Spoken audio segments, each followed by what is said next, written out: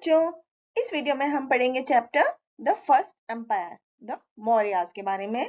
तो बच्चों, मौर्यास जो थे उन्होंने भारत के इतिहास में सबसे पहले साम्राज्य अपना स्थापित किया था। उसको एम्पायर इसलिए बोलते थे क्योंकि ये किसी राजधानी से बहुत बड़ा होता था और एक बहुत बड़े एरिया में फैला हुआ होता था। लेकिन 4th सेंचुरी बीसी में मगध जो था वो सबसे पावरफुल किंगडम के रूप में उभर कर आया, जिस पर कि नंद किंग्स राज करते थे। तो नंद जो थे वो उनके पास बहुत धन था जो वो टैक्सेस से कमाते थे और बहुत बड़ी सेना थी उनके पास, लेकिन वो अच्छे रूलर नहीं थे, अच्छे शासक नहीं थे। वो लोगों पर, अपने लोगों की भलाई के लिए बहुत कम ध्यान देते थे, इसलिए वो अच्छे नहीं माने जाते थे, अनपॉपुलर रहे। तो एक डिसमिस ब्राह्मण मिनिस्टर था नंद का दरबार का, जिसका नाम था चाणक्य, जिसको कि कौटिल्य के नाम से भी जाना जाता है। उसने to gain support and assistance of brave warrior, उनका नाम नेम्ड चंद्रगुप्त मौर्य। तो दोनों ने मिल करके एक आर्मी बनाई जिसने पाटलिपुत्र पर अटैक किया और नंद किंग जो धननंदा था वो सिंहासन वाज ओवरथ्रोन एंड किल्ड, वो लास्ट में मारा गया। और चंद्रगुप्त, इस तरह से उन्होंने एक बहुत बड़ा साम्राज्य बना लिया जिसमें केवल ये बिहार, उड़ीसा ही और बंगाल ही नहीं थे, लेकिन वेस्टर्न और नॉर्दर्न भारत के भी बहुत सारे हिस्से थे। चाणक्य ने मौर्य एम्पायर के सरकार की बहुत नींव रखी थी, उसमें बहुत इंपॉर्टेंट रोल था उनका। अब सोर्सेज ऑफ इंफॉर्मेशन की बात करें तो जो मौर्य के जानकारी के सोर्सेज हैं वो दो किताबों में मिलते हैं, इंडिका बाय मेगास्थीन एंड अर्थशास्त्र बाय कौटिल्य। तो इन दो किताबों के अलावा चट्टानों पर, पिलर पर भी एम्परर अशोका के बारे में लिखा होता था और मौर्य के जो सिक्के थे उस पीरियड में, वो भी जानकारी का इंपॉर्टेंट सोर्स थे। अब चंद्रगुप्त मौर्य 321 से 299 बीसी तक की बात करें तो जो चंद्रगुप्त मौर्य जो थे वो पहले शासक थे मौर्य साम्राज्य के। उन्होंने रूलर, नंदा रूलर में लास्ट तक राज किया और वो उनके जो मिनिस्टर थे चाणक्य, उनको कौटिल्य या विष्णुगुप्त के नाम से भी जाना जाता है। मगध पर जीत हासिल करने के बाद चंद्रगुप्त ने सेलिसियस नेक्टर को हराया, जो कि एक अलेक्जेंडर के जनरल थे। धीरे धीरे he tried to bring the other small kingdoms of northern Bharat under his control. उसके बाद बिंदुसार था जो जिसने 297 से 273 बीसी तक राज्य किया। तो बिंदुसार जो था वो चंद्रगुप्त का बेटा था और अपने पिता की डेथ के बाद वो राजा बन गया था और इस रीजन में मौर्य एम्पायर जो था वो साउथ मैसूर तक फैल चुका था। इस तरह से लगभग पूरा भारत जो था उसके कंट्रोल में आ गया था। केवल कलिंगा जो था और जो एक्सट्रीम राजधानी थी वो उसको जीतने की बाकी थी। तो बिंदुसार जो था वो अपने उसका जो बड़ा बेटा था सुसीमा, उसने तक्षशिला और अशोक एट उज्जैनी पर उसने जीत हासिल की और उसकी डेथ के बाद उसके जो सक्सेसर थे उसके दो बेटों में से उन्होंने इस तरह से 4 साल तक राज किया। उसके बाद द कलिंगा वॉर 261 बीसी में जब अशोक राजा बन गया था तो कलिंगा एक अकेला राज्य था जो कि मौर्य कंट्रोल में था, मौर्य के अंदर में था। तो मॉडर्न जो उड़ीसा का मॉडर्न स्टेट है उसको कलिंगा बोलते हैं। तो कलिंगा के लोग बहादुर थे और सेल्फ रेस्पेक्टिंग थे एंड उन्होंने जो था मौर्य एम्पायर को अपना सरेंडर नहीं किया। लेकिन Kalinga was important as it controlled the land and sea routes to south Bharat and south east India. Ashoka's dhamma and dharma. तो dhamma is the Prakrit word, जो संस्कृत का टर्म है धर्म, उसका प्रकृत वर्ड है जिसका मतलब है रिलीजियस ड्यूटी, धार्मिक कर्तव्य। तो अशोका का जो धर्म था वो मेनली था दया, प्यार, मतलब सही करना, दया करना, लोगों पर सच बोलना, अहिंसा, ये सब उसके धर्म थे। तो उसने कॉन्क्विस्ट थ्रू वॉर, मतलब लड़ाई लड़ाई करके जीत हासिल करने की को उसने छोड़ दिया था और उसने धर्मा के थ्रू विजय प्राप्त करने की योजना बनाई थी। अब अशोका जो था, जो पहले जिसको चंद अशोका के नाम से जाना जाता था, वो अब धर्म अशोका के नाम से लोग उसको जानने लगे थे। अब धर्मा के प्रिंसिपल क्या क्या थे, क्या क्या सिद्धांत थे, वो अहिंसा का मार्ग अपनाते थे, दूसरे धर्मों का भी सम्मान करते थे, सच बोलते थे, बड़ों का कहना मानते थे, सभी तरह के दया भाव थे, सभी के लिए दया रखते थे वो नौकरों के प्रति भी, और हमेशा गरीबों के लिए दान दक्षिणा करते रहते थे और शांति से रहना पसंद करते थे। वेलफेयर मेजर्स, तो अशोका जो था वो डीपली लोगों की भलाई के लिए कंसर्न था अपने एम्पायर में, अपने पूरे साम्राज्य में।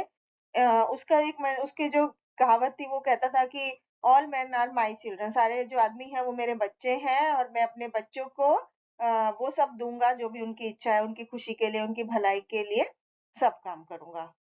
तो अशोका ने सड़कें बनवाई, कुएं खुदवाए, पेड़ लगवाए सड़क के दोनों तरफ और लोगों की भलाई के लिए बहुत सारे काम किए। अब स्प्रेड ऑफ धर्म, कि अशोक चाहता था कि उसके जो काम है वो सब लोग समझें अपने डेली लाइफ्स में और उसके फायदे उठाएं। तो उसने बहुत सारे मेजर्स अपनाए धर्म को फैलाने के लिए। अशोका ने एक एग्जाम्पल बनाया अपने आप धर्म को फॉलो करके, और वो एक वेजिटेरियन हो गए और उन्होंने शिकार करना छोड़ दिया। और उन्होंने अपनी टीचिंग्स को, अपने सिद्धांतों को बहुत सारी जगह पर खुदवाया लोगों, ताकि उसको पढ़े और उसको अनुसरण करें।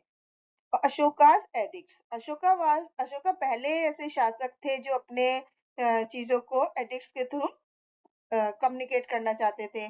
और उनके एडिक्ट्स जो थे तीन तरह के थे, रॉक एडिक्ट्स, पिलर एडिक्ट्स और केव एडिक्ट्स। तो वेरियस बहुत सारे एडिक्ट्स थे जिसमें कि उनके सिद्धांत धर्म के लिखे होते थे, जो कि मॉरल प्रिंसिपल्स उसमें उनके वैल्यूज थे। तो 14 रॉक एडिक्ट्स, 7 पिलर एडिक्ट्स और बहुत सारे छोटे छोटे एडिक्ट्स थे जो बहुत सारे उनके एम्पायर में पाए गए। इसके बाद 13th रॉक एडिक्ट, तो the beloved of the gods king Piyadasi, जो कि अशोका एम्परर थे, उन्होंने कलिंगा को 8 साल बाद उन्होंने जीत लिया था, जीत हासिल की थी। 150,000 वर डिपोटेड और 100,000 वर किल्ड, और इसके अलावा बहुत सारे मर गए थे। कलिंगा के बाद पर जब उन्होंने जीत हासिल कर दी तो उनके जो बिलव्ड गॉड थे वो बहुत ही धर्म के उन्होंने अर्जित किया और उन्होंने धर्म का प्रचार किया। तो स्टोन पिलर जो है अशोका का, उसमें उसके उनके महान आर्टिस्टिक स्किल की उस समय की झांकियां मिलती हैं। और ये स्टोन पिलर जो है ये सॉलिड चट्टानों पर खुदाई की गई है। एंटायर जो उनका क्राउन है पिलर का, उसको कैपिटल बोलते हैं, जो कि बहुत सारे जानवरों की फिगर्स उसमें बहुत सुंदरता से खोदी गई हैं। बहुत सारे फेमस पिलर हैं दूर दूर तक, जो कि जैसे कि सारनाथ में है जो वाराणसी के पास है, जिसमें 4 शेर जो हैं वो पीठ की तरफ से जुड़े हुए बैठे हैं और उनका चेहरे जो हैं वो चारों दिशाओं को दिखा रहे हैं, और एक चक्र है या व्हील है शेर के नीचे। तो हमारी गवर्नमेंट जो है इस लॉयन कैपिटल को नेशनल एम्बलम के रूप में उससे अडॉप्ट किया, और ये जो लॉयन कैपिटल है ये भी हमारी करेंसी पर भी पाया जाता है और हमारे राष्ट्रीय ध्वज में भी एक पहिया पाया जाता है। अब मौर्य एडमिनिस्ट्रेशन, तो मौर्य का शासनकाल कैसा था?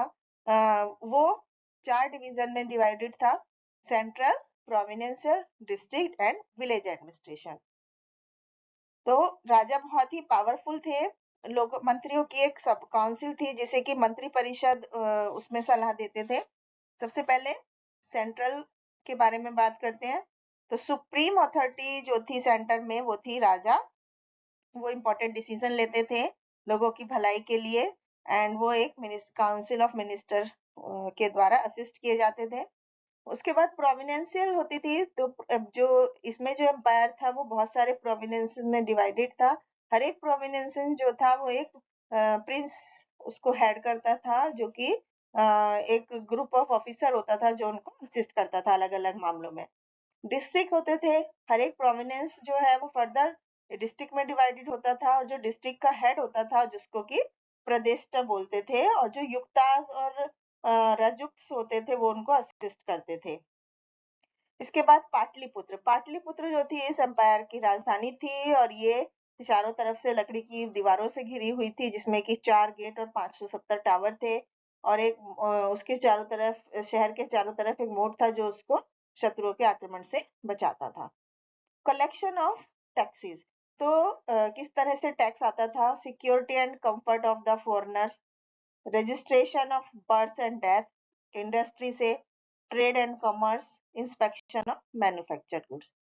इसके बाद आर्मी, तो मौर्य जो थे उनके पास एक बहुत बड़ी सेना थी। इस आर्मी को सेनापति हेड करता था, जो कि they were foot soldiers, horses, elephant, chariots, ये सब उनकी सेना में थे। एक अलग डिपार्टमेंट था जो उनकी वेपन्स की प्रोडक्शन के लिए जिम्मेदार था। And there was also a strong network of spies, जासूसों का भी एक उनके पास बहुत बड़ा नेटवर्क था, जिसमें कि बहुत सारे औरतें भी थी। रिवेन्यू, तो लैंड रिवेन्यू जो था उनकी इनकम का मेन सोर्स था, और ये 1/4 और 1/6 जो थी उनकी रिवेन्यू, वो इस पर मिट्टी की फर्टिलिटी पर डिपेंड होता था। ट्रेड जो था वो दूसरा सोर्स था, मेजर सोर्स था रिवेन्यू का। मेजर इनलैंड ट्रेडिंग सेंटर थे जो पाटलिपुत्र, जिसमें इंक्लूडेड था उज्जैनी, तक्षशिला, भोज। अब decline of Maurya, Ashoka was one of the greatest emperor in the annuls of history, और उन्होंने अपना पूरा जीवन जो है वो लोगों की भलाई के लिए व्यतीत किया। वो पहले ऐसे राजा थे जिन्होंने नॉन वायलेंस और टॉलरेंस को बढ़ावा दिया, और उनका इसका मेन कारण था कि जो ग्रेट मौर्य एम्पायर था वो डिक्लाइन का मेन कारण था was the disorder which emerged after the death of Ashok. Ashoka की डेथ के बाद वो मर्ज होने लगा था, और उनके जो सक्सेसर थे वो कमजोर थे और इन चीजों को सही तरीके से हैंडल नहीं कर पाए। Thank you.